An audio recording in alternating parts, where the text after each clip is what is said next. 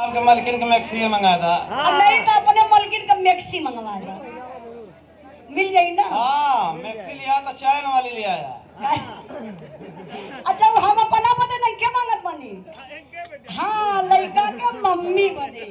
देखी बाबूजी लड़का के मैयों के नहीं बोलाई, नकली काम होई 2 मिनट।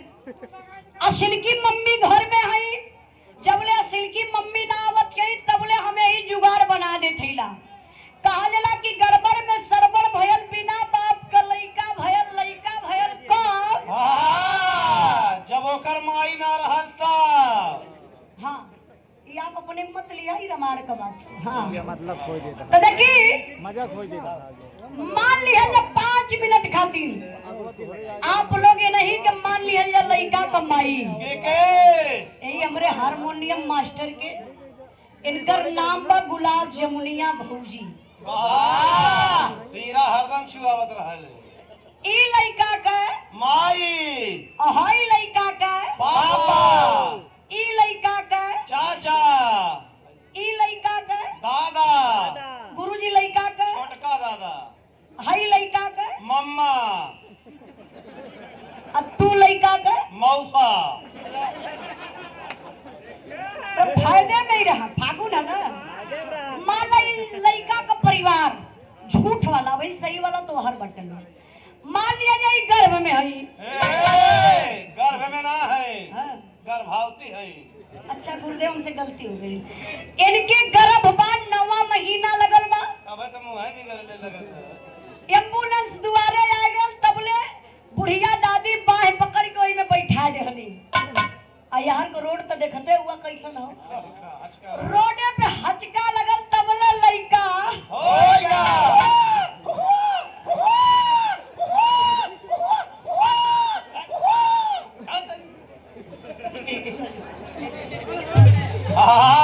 टंगरिया बहरा कर पेशाब न करे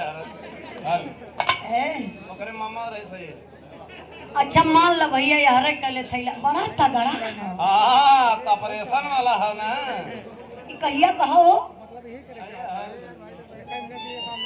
चाचा देखिए मम्मा जुगाड़ लगावे के पड़ा था ना।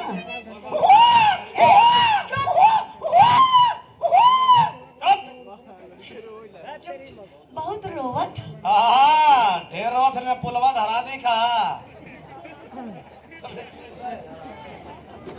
आई गोतीन दयादीन जब घर में लड़का पैदा हो जाला तो सबसे ज्यादा बुढ़िया दादी के खुशी होले। जैसे मेरे दादा हो, दादा दादी के ज्यादा खुशी होला। लोग कहला कि मुढ़वा से ज्यादा सुधवा का महत्व होला।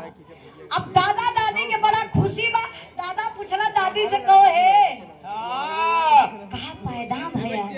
दादी कहली बेटा भयल हा। दादी लंगड़े लंगड़े गोड़े गईली, सबके बोलाए लिए। चंदू बो आ गईली, ललचन बो आ गईली, मनोज बो आ गईली, सब लोग आ गए। उजाला कमाई गईली। अच्छा गोती दयादी आई के गावली आ गाय के आशीर्वाद लड़का के देली। कैसे